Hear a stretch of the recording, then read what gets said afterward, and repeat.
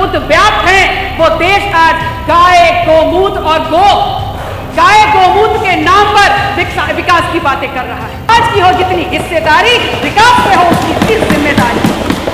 ये वो कदम होगा जो इस देश में सामाजिक न्याय को स्थापित करने का काम करेगा, जो बाबा साहब भीमराव अंबेडकर के विचारों से बड़ा इस देश में विकास की कोई परिभाषा नहीं हो सकती। और दुर्भाग्य है हमारा ये, लेकिन आज वो हमारे इन्हीं पुरोधाओं के विचार और विजन को आधार बना करके इस देश में विकास और विकसित होने का कोई मसौदा तैयार नहीं कर पाई।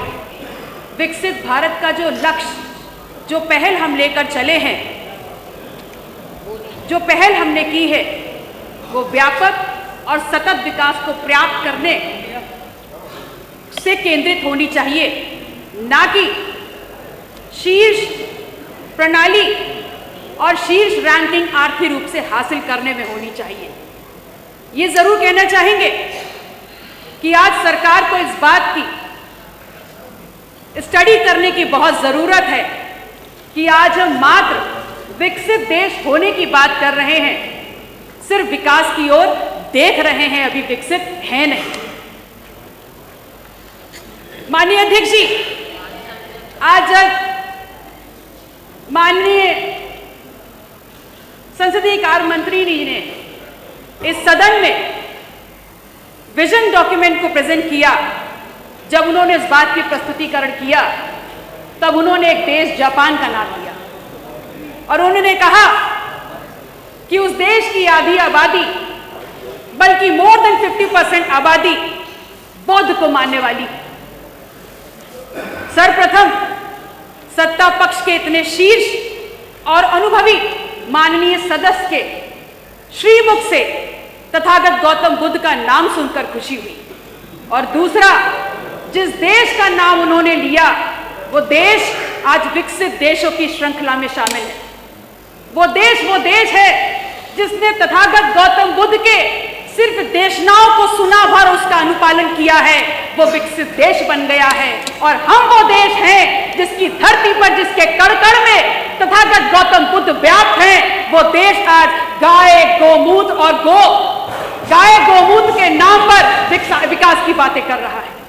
मैं आपसे ही कहना चाहती हूं कि भारतीय जनता पार्टी की सरकार इन्हीं तमाम चीजों को आगे लेकर के विकास और विजन को बाधित कर रही है, जबकि यथार्थवादी सोच, वैज्ञानिक सोच से ही हम इस देश को आगे बढ़ाने का काम कर सकते हैं।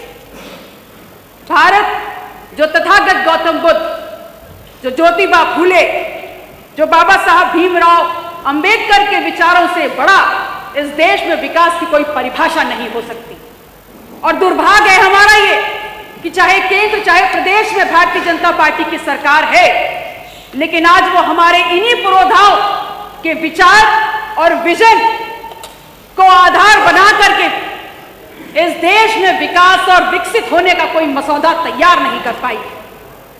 हाँ, ये बात जरूर है कि हम एक ऐसा विकसित भारत चाहते हैं जहां इस देश के अंतिम पायदान पर खड़े व्यक्ति को भी उस तक विकास पहुंचा सके। हम एक ऐसे विकसित भारत की कल्पना करते हैं जहां पर सामाजिक भेदभाव से ऊपर उठ करके हर व्यक्ति इस देश के संसाधनों पे उसका अधिकार हो और उसका इस्तेमाल कर सके।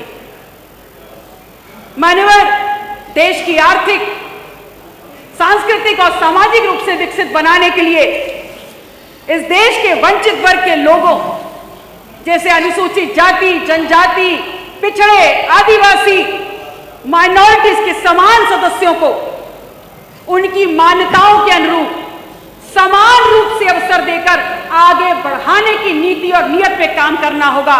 तभी हम इस देश को विकसित देश की परिभाषा और उस श्रृंखला में शामिल कर सकते हैं। हमारे सपनों का विकसित भारत और हमारे सपनों के विकसित भारत सामाजिक न्याय की कसौटी पर कसा होना चाहिए। और उसके लिए सबसे महत्वपूर्ण बिंदु है कि हम अविलंब जातिवार जनगणना कराते हुए इस देश के बहुसंख्यक वंचित वर्ग के लोगों के बुनियादी विकास के सापेक्ष विकसित भारत की परिभाषा और परिकल्पना करें। और तभी यह संभव होगा कि हम इस देश को इस विश्व के पटल पर सबसे मजबूत और विकसित भारत के रूप में खड़ा कर सकते हैं। हाँ, मैं ये मानती हूं कि जो लक्ष्य दिया गया है 2047 का, वह संभव नहीं है। उसको हासिल किया जा सकता है, लेकिन हासिल से तभी किया जा सकता है जब जिस विकास की बात हम कर रहे हैं वो विकास ऐसा हो जो सबको एक साथ उन्नति देने वाला, और जिसकी तरफ अगर हमको बढ़ना है तो हमको जातिवार जनगणना कराते हुए इस बात को स्थापित करना है कि जिस समाज की हो जितनी संख्या भारी, उस समाज की हो उसकी हिस्सेदारी, और जिस समाज की हो जितनी हिस्सेदारी, विकास में हो उसकी जिम्मेदारी। ये वो कदम होगा जो इस देश में सामाजिक न्याय को स्थापित करने का काम करेगा। और सामाजिक न्याय जो इस देश की संविधान की परिकल्पना है, जो इस देश की संविधान का आधार है, उसकी नींव इस देश में दो स्तंभों पर रखी गई है। एक स्तंभ है शिक्षा और दूसरा स्तंभ है रोजगार। लेकिन इस देश में चाहे प्रदेश की सरकार हो, चाहे भारतीय जनता पार्टी की केंद्र की सरकार हो, आप लोगों ने तमाम सरकारी संस्थानों को बंद करके ये हवाला देते हुए कि घाटे का सौदा है, आपने बंद करके इस प्रदेश और इस देश के युवाओं को किसी काबिल नहीं छोड़ा है। ये सिर्फ इसलिए किया गया है, ये तमाम कवायद सिर्फ इसलिए है कि सामाजिक न्याय को स्थापित करने के लिए आरक्षण के नाम का जो ठोस कदम उठाना चाहिए था, सिर्फ आपको वंचित समाज को वो आरक्षण ना देना पड़े, वो आरक्षण ना देना पड़े, इसलिए आपने आज आरक्षण के इस मजबूत कदम को 10% EWS का रिजर्वेशन देकर के गरीबी उन्मूलन कार्यक्रम में परिवर्तित कर दिया है। मैं आपसे कहना चाहती हूं कि आपने तमाम नौकरियां खत्म कर दी, तो आज इस प्रदेश का युवा जो नौकरी करने की बात जोड़ रहा था, वो आज इस देश में सरकारी नौकरियों के जो आवेदन पत्र आते हैं उसको भरने के नाम पे इस देश का जो राजस्व है उसकी बढ़ोतरी का एकमात्र सबसे बड़ा सूत्रधार बनकर रह गया है। इससे बेहतर भविष्य की कल्पना आप नहीं कर सकते थे।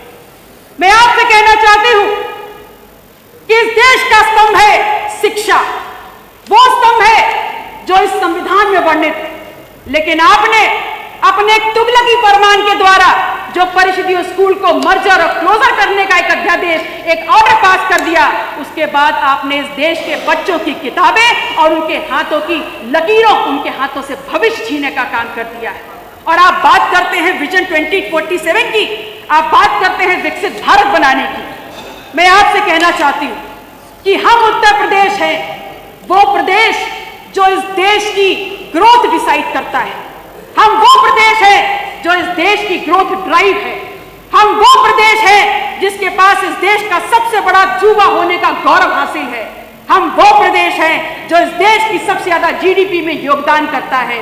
हम वो प्रदेश है जिसके राजनीतिक गलियारों से होकर के दिल्ली की सत्ता स्थापित होती है, और उसके बाद भी आजादी के अमृत काल में आज उत्तर प्रदेश विकसित होने पर चर्चा कर रहा है, जबकि महाराष्ट्र, केरला, कर्नाटका, हरियाणा जैसे तमाम राज्य हैं। धन्यवाद डॉक्टर पल्लवी। सर 1 मिनट हो गया, 1 मिनट नहीं होगा, 8 सेकंड। सर 1 मिनट नहीं, 1 मिनट थोड़ी, 8 दे दी, 1 into 8।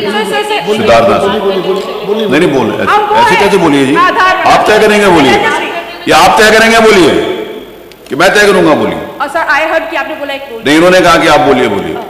आप नहीं तय करेंगे? I just finish sir, please.